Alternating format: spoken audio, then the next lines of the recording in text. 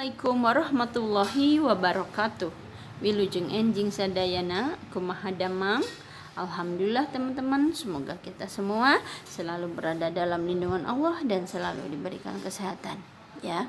Bagi teman-teman yang sedang sakit atau keluarganya yang sedang sakit, semoga diberikan kesembuhan oleh Allah. Amin. Hari ini kita belajar mengenai kecap rundayan ya, terutama rarangken tukang ing dan ning. Apa sih kecap rundayan itu ya? Kecap rundayan dalam bahasa Indonesia adalah kata imbuhan atau kata berimbuhan ya. Kata berimbuhan. Kecap rundayan nyaeta kecap asal nuges menang rarangken. Boh rarangken hareup, boh rarangken tengah, boh rarangken tukang. Jadi kata berimbuhan adalah kata dasar yang sudah mendapatkan imbuhan. Baik imbuhan itu berupa awalan, berupa sisipan, atau berupa akhiran ya. Rarangken hareup awalan, rarangken tengah sisipan, rarangken tukang akhiran. Nah, hari ini kita belajar mengenai rarangken tukang ing dan ning ya. Rarangken tukang itu ada banyak. An, na, ken ya. Terus ing, ning. Contoh kata berimbuhan atau rarangken tukang ing ya, biasanya digunakan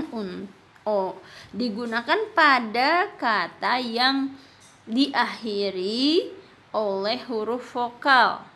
Huruf vokal aksara Sunda ada 7. A, I, U, E, O ya. Biasa ya, tanpa ada curek, kemudian curek, dan EU dibacanya juga O ya. Beda dengan huruf vokal bahasa Indonesia hanya 5, sedangkan bahasa Sunda huruf vokalnya ada 7, ada tambahan dan ya. Contohnya seperti ini teman-teman.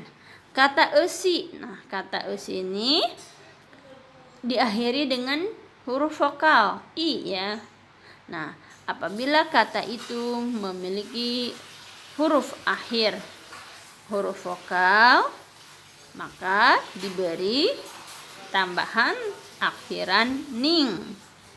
Nah, esi ditambah akhiran ning jadi esining. Jaba, kata jaba ini diakhiri dengan huruf vokal A ya. Diberi rarangken ning jadi jabaning. Pira ya, piraning. Estu, nah estu diakhiri dengan huruf vokal U, diberi rangken ning menjadi estuning ya, seperti itu contohnya. Pokoknya teman-teman, kalau kata dasarnya itu diakhiri dengan huruf vokal, langsung diberi akhiran ning ya untuk membedakannya. Sedangkan rarangken tukang ing digunakan pada kata yang berakhiran huruf konsonan ya. Huruf konsonan itu banyak. C, D, B, H, K, M, Y, G itu ya. Contohnya seperti ini. Bakat. Nah, kata bakat diakhiri dengan huruf konsonan T. Berarti diberi rarangken tukang ing. Jadi bakating. Ya. Tarik. Tarik diakhiri dengan huruf konsonan K. Diberi rarangken tukang ing. Jadi tariking. Lebat jadi lebeting. Nah, kata mungguh, karena mungguh ini diakhiri dengan huruf konsonan H, maka diberi rarangken tukang ing juga jadi mungguhing. Nah, demikian ini penjelasan mengenai rarangken tukang ning dan rarangken tukang ing ya. Semoga teman-teman paham untuk membedakan apakah kata itu menggunakan rarangken tukang ing atau ning ya. Tinggal dilihat saja huruf vokal atau huruf konsonan di akhir kata tersebut. Nah, sekarang kita lanjut dengan belajar kalimah aktif dan kalimah pasif. Ya, teman-teman juga sudah pernah belajar dulu di kelas 3 ya. Sebenarnya kelas 6 ini hanya tinggal mengulang materi-materi yang sudah diajarkan di kelas 3, 4, 5, dan 6 ya.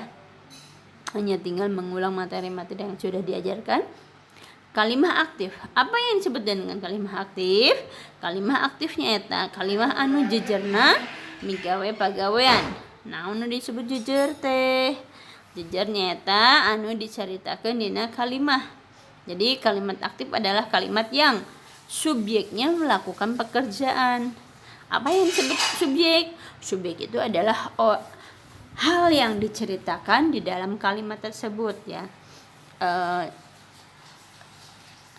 Jejer, lihat nih, jejer dalam bahasa Indonesia disebut subjek.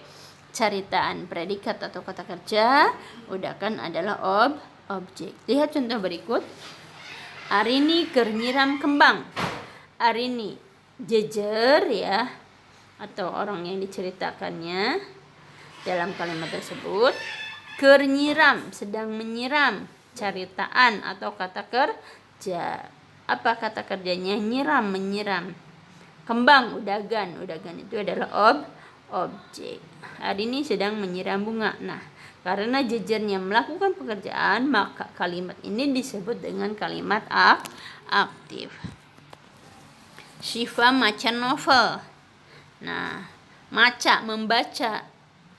Siapa yang membaca? Syifa. Syifa ini melakukan pekerjaan. Apa pekerjaannya? Membaca. Membaca apa? Novel. Novel itu adalah udagan ya. Maca adalah caritaan. Berarti kalimat ini termasuk ke dalam kalimat aktif karena jejernya melakukan pekerjaan. Nyoman nyieun jamur. Nyoman jejer, nyieun membuat janur. Janur itu janur kelapa itu yang kelapa, pucuk kelapa yang kuning, warna kuning, kadang suka dipakai ketupat. Nah, janur itu biasanya dipakai untuk acara-acara yang hajatan ya. Karena jejernya melakukan pekerjaan yaitu nyieun, membuat, maka kalimat ini disebut dengan kalimat aktif.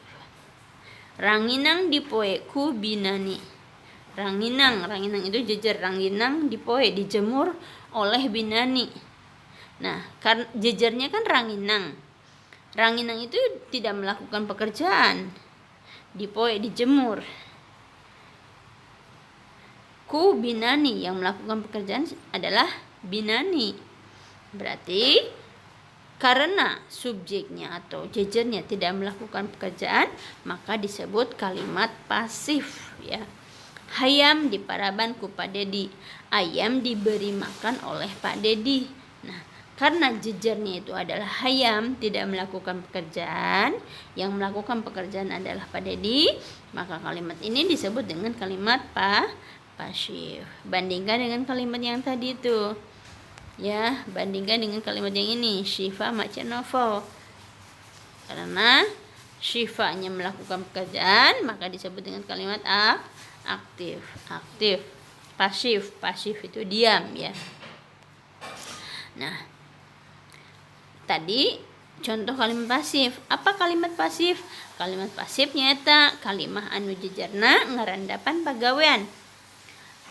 Atau kalimat pasif adalah kalimat yang subjeknya dikenai pekerjaan atau kekenaan pagawean atau dia terkena pekerjaan. Ya, terkena pekerjaan, misalkan bola ditendang. Subjeknya bola, ditendang kata kerjanya ku Iqbal misalkan. Jadi bola itu ditendang oleh Iqbal.